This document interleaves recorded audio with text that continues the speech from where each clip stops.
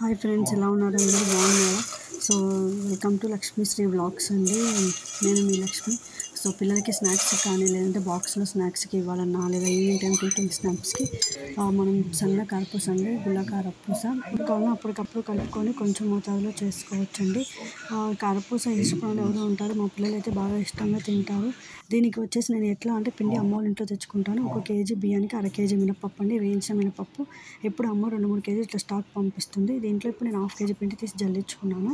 ఈలోపు ఆయిల్ పెట్టుకున్నాను, 750 ml oil అండి.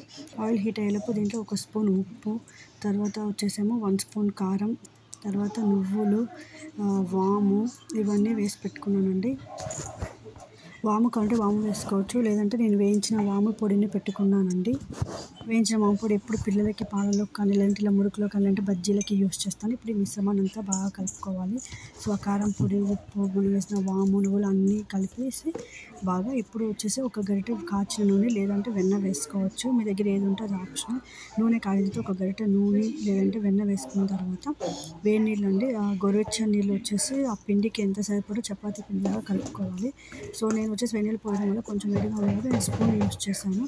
ఆ స్పూన్తో కొంచెం కలిసిన తర్వాత స్పూన్ తీసేసి నెక్స్ట్ వచ్చేసి చేత్తో కలుపుకోవచ్చు. ఒక చపాతీ ముద్దలాగా కలుపుకున్న తర్వాత దాన్ని వచ్చేసి మనం కారపూస గిద్దలు ఉన్నాయి కదండి. సో నేను వచ్చేసి సన్న కారపూస యూస్ చేస్తాను కాబట్టి సన్న గిద్దలు యూస్ చేస్తాను. దాంట్లో ఒక ముద్ద తీసుకొని దాంట్లో పెట్టుకోవాలండి. ముద్ద పెట్టిన తర్వాత సరిపోదంటే ఇంకొంచెం పిండి యాడ్ చేసుకోవచ్చు దానిపైన. సో దాన్ని వచ్చేసి క్లోజ్ చేసేసి ఇప్పుడు వచ్చేసి మనం బ్యాటర్ రెడీ చేసుకునేలోపు ఆయిల్ హీట్ అయి ఉంటుంది కాబట్టి మనం వచ్చేసి ఆయిల్ వేడైందో లేదో ఒకసారి చెక్ చేసుకోవాలి. చెక్ చేసేసుకున్న తర్వాత ఆయిల్లో వచ్చేసి